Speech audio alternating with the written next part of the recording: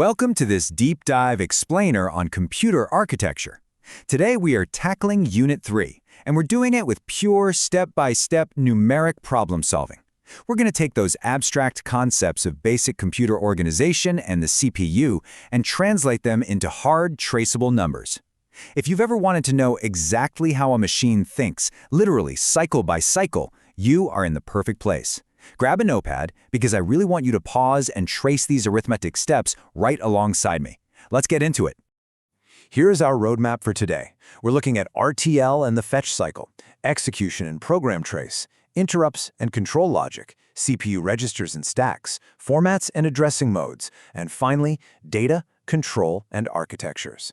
We're starting with basic register transfer language and building all the way up to a RISC versus CISC comparison. Section 1. RTL and the fetch cycle. Okay, so first things first, we need to get comfortable with RTL notation since we'll be using it constantly. That left arrow, super important. It just means is loaded with, like when data moves into a register. The T states, like T0, T1, and T2, are our timing sequence driven by the system clock. Then we have D0 through B7. Those are our decoded opcode lines, which basically tell us which instruction is currently active. The I bit indicates our addressing mode. And when you spot a comma, it means those operations are happening simultaneously, all in a single clock cycle. What's truly fascinating here is how we can trace a real instruction step by step. Let's look at our running program's first instruction, LDA 200, living right at memory address 100. Right at time state T0, the address register gets the program counter's value, which is 100.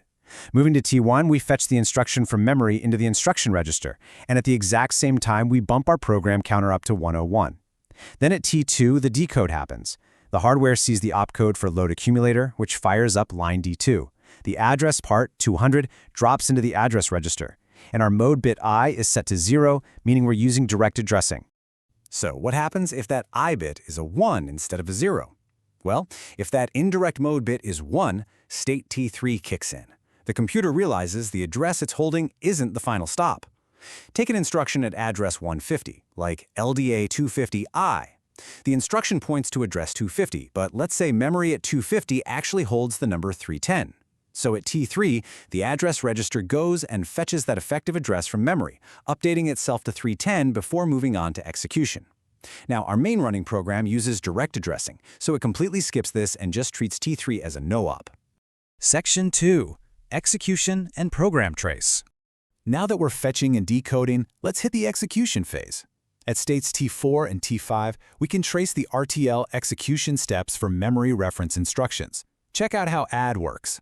If our accumulator has a 5 in it and the data register pulls in a 3, they both route through the adder at T5 to give us an 8. Simple enough, right? But look at program control.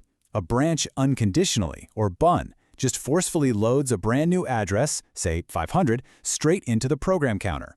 A BSA, or branch and save return address, is a bit cleverer. It saves your current return address, let's say 21, into a memory spot like 300, and then increments the target address so it jumps to 301 to run your subroutine. And ISZ? It increments a value in memory. If a -1 bumps up to a 0, it literally just skips the very next instruction.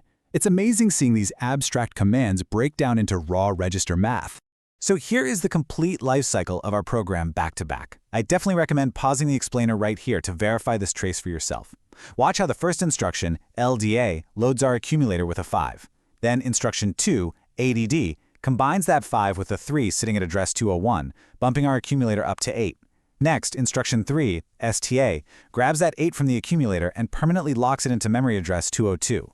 And finally, the HLT instruction completely stops the system clock. Section 3. Interrupts and control logic. Now let's talk about register reference operations. These guys don't even need to talk to memory, which is awesome because it means they can execute in just a single clock cycle at T3. A great example is CIR, the circular shift right instruction. It shifts all the bits in the accumulator one spot to the right, passing them through the E flip-flop. So if your accumulator ends in binary 011 and your E flip-flop is a 1, after that shift, the 1 from E swings around to the front of the accumulator, and the rightmost 1 drops out to become the new E. There are also instructions like CMA that instantly flip every single bit in the accumulator, or SPA, which checks if the sign bit is positive to decide if it should conditionally skip the next instruction. But what happens when some external device starts screaming for immediate attention? That triggers an interrupt cycle. When an interrupt hits, the normal fetch cycle gets completely hijacked. The hardware snatches the current program counter, let's say it's at 350, and tucks it safely away at address 0 in memory. It then forces the program counter to address 1, which kicks off a service routine. Once that external device is totally handled, an indirect branch through address 0 pulls that 350 back out and into the program counter. The main program resumes like absolutely nothing happened. Of course, all these RTL micro-operations have to be managed by actual physical logic gates. We use Boolean equations to dictate exactly when a register loads data. By simply ORing together all the timing and opcode conditions that demand a load, we build our control signal. For example, the accumulator load enable triggers if we're doing an AND at T5, an add at T5, a load at T5, or any of those specific single-cycle register reference instructions we just talked about at T3. And this is where the hardware connection gets really beautiful. Every single term in that control equation physically maps to a multiplexer path that feeds directly into the accumulator's input. When D1T5 is hot for an ADD, the multiplexer routes the output of the actual hardware adder circuit straight into the accumulator. But if D0T5 is hot for an AND, it switches over and selects the output of the AND gates instead.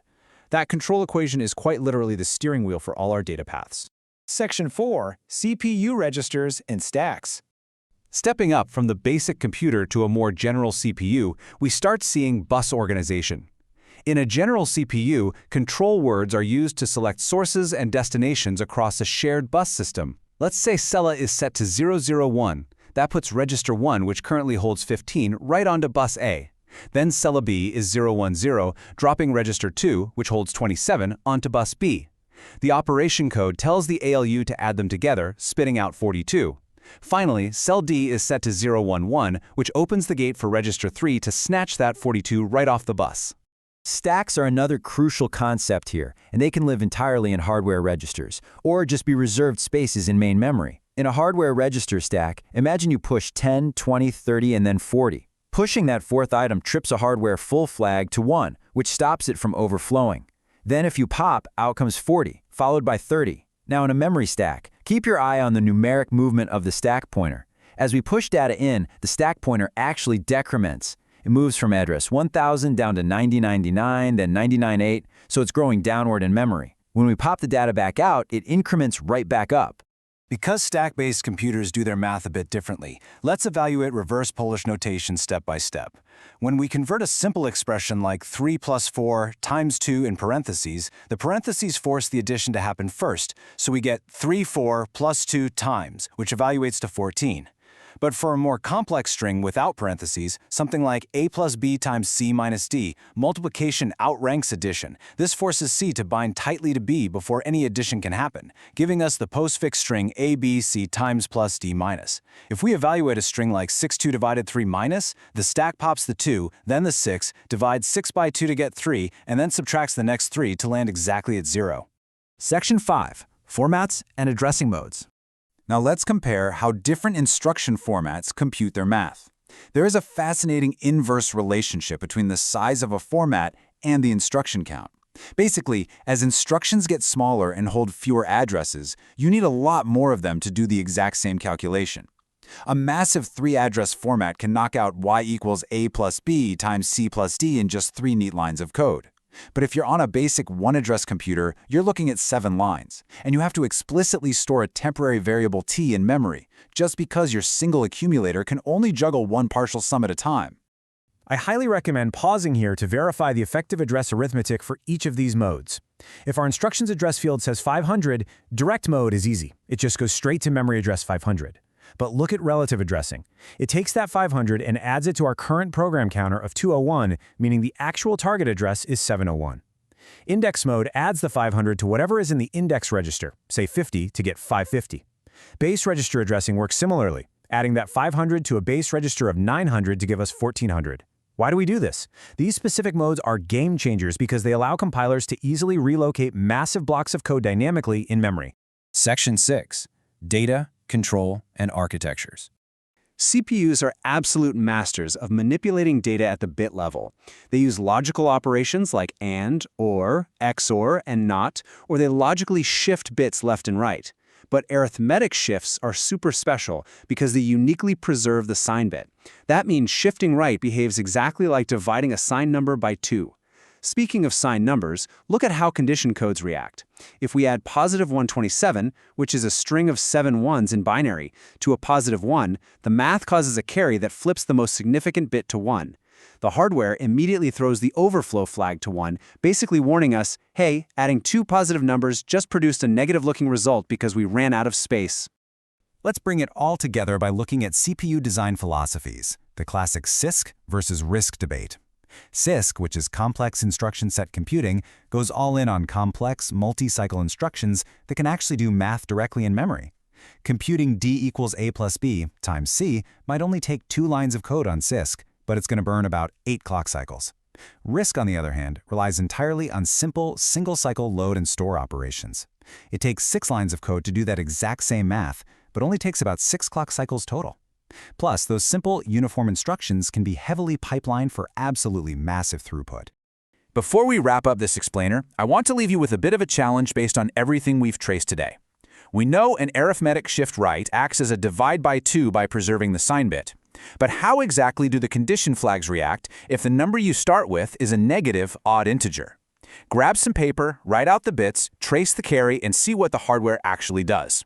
Thank you so much for joining me on this deep dive. Keep tracing those cycles.